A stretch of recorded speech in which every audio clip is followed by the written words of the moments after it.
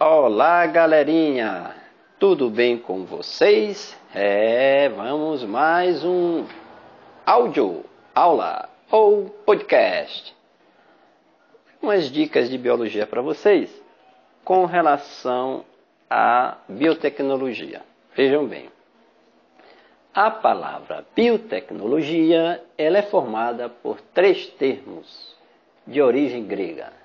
Bio, que significa vida, logos, conhecimento, e technos, que remete à utilização prática da ciência.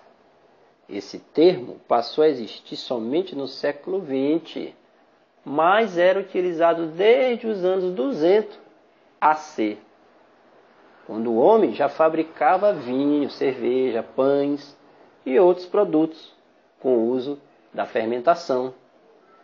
A partir de então, muitas técnicas se desenvolveram e atualmente se aplica a biotecnologia na agricultura, na medicina, indústria farmacêutica e em outras áreas, por meio do conhecimento da estrutura do DNA e do código genético. A biotecnologia permitiu que os cientistas desenvolvessem métodos de transferir genes de interesse entre organismos diferentes, produzindo os transgênicos ou OGM, famoso organismo geneticamente modificado. E também medicamentos, hormônios, plantas modificadas e outros produtos úteis à humanidade de alguma forma. Essas modificações genéticas sempre é para alguma finalidade, gente.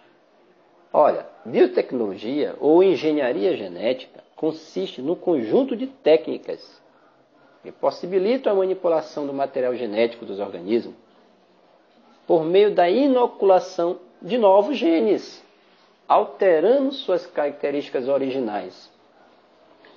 Ela engloba todas as técnicas de manipulação de DNA, desde a clonagem até a produção de organismos geneticamente modificados, para fins médicos ou industriais. Agora o detalhe é o seguinte, em nossas casas mesmo, gente, a gente observa aí que tem muitos alimentos transgênicos. Observe nos rótulos dos nossos produtos de supermercado, que a gente não tem o hábito de observar estes rótulos, ler. Mas leiam para vocês terem uma ideia, porque muitos produtos são geneticamente modificados. Olha, vejam bem. A partir da década de 70, com a elucidação e descobrimento do código genético, o DNA passou a ser amplamente manipulado. A divulgação recente dos primeiros resultados do projeto Genoma Humano e o interesse pelos organismos transgênicos levaram as pessoas a saber mais sobre a forma de utilização do DNA. Há séculos a humanidade procurava melhorar geneticamente plantas e animais, visando a qualidade de seus produtos. A manipulação do DNA é um fato que vem ocorrendo há muito tempo, desde a época que se realizaram as experiências mais rudimentares no campo da genética. A manipulação do DNA propiciou a recombinação de genes, alterando-os, trocando-os ou adicionando genes de diferentes origens a novas formas de vida.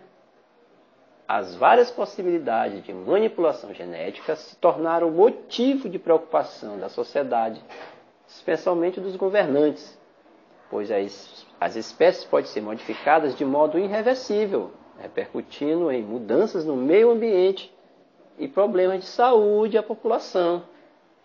Uma das técnicas mais utilizadas na manipulação do DNA é o desenvolvimento de DNA híbridos, formados pela união de segmentos de DNAs de fontes biologicamente diferentes, obtidos por meio de uma enzima de restrição, que literalmente corta os DNAs nos pontos desejados. Então, os segmentos são unidos por meio da enzima DNA ligase, produzindo uma molécula híbrida ou um DNA recombinante. Para injetar o segmento de DNA de interesse no organismo, é preciso um vetor, isto é, uma molécula que transporte o fragmento de DNA até a célula onde ele será inserido. Normalmente, os vetores são moléculas de DNA de bactérias ou vírus unidas ao segmento de DNA de interesse. Os principais vetores usados são os vírus de animais e o plasmídio de bactérias. Sabe o que é plasmídio? São pequenos pedaços de DNA presentes na célula bacteriana, facilmente reintroduzidos nela, os quais se replicam autonomamente, certo? São autônomos, garotada, galerinha. É isso aí. Enzima de restrição, gente, e plasmídio bacteriano. Vamos lá. A base da técnica de recombinação de DNA é a utilização de enzimas de restrição, que atuam no DNA em locais bastante específicos, pois reconhece apenas uma sequência de nucleotídeos e corta o DNA somente onde encontra essa sequência.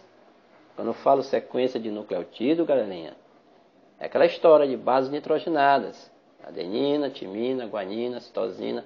Quando ele encontra uma sequência ali correspondente, aquele trecho onde tem essas sequências de bases nitrogenadas, que se correspondem, é o que ele vai utilizar para fazer a sua pesquisa, para fazer a sua transferência de genes. Certo? As enzimas de restrição, normalmente encontradas em bactérias, relacionam-se à função de defesa, isto é, cortam e destroem partes de DNA de agentes invasores, como os vírus. Usa-se muito essa técnica para introduzir um segmento de DNA de especial interesse, como um gene produtor de insulina, por exemplo, numa bactéria, para esta passar a sintetizar insulina. Neste caso, enxerta-se a parte de DNA que codifica a insulina na bactéria, por meio de um plasmídio bacteriano. A bactéria, então, se divide, assim como o plasmídio.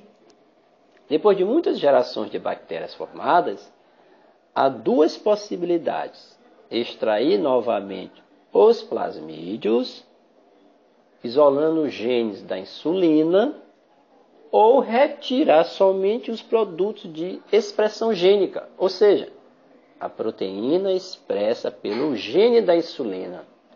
Nesta circunstância, a proteína precursora da insulina é processada e purificada para se obter um hormônio recombinante ativo. A principal vantagem dessa técnica: o usuário de insulina normalmente não apresenta reações ao hormônio.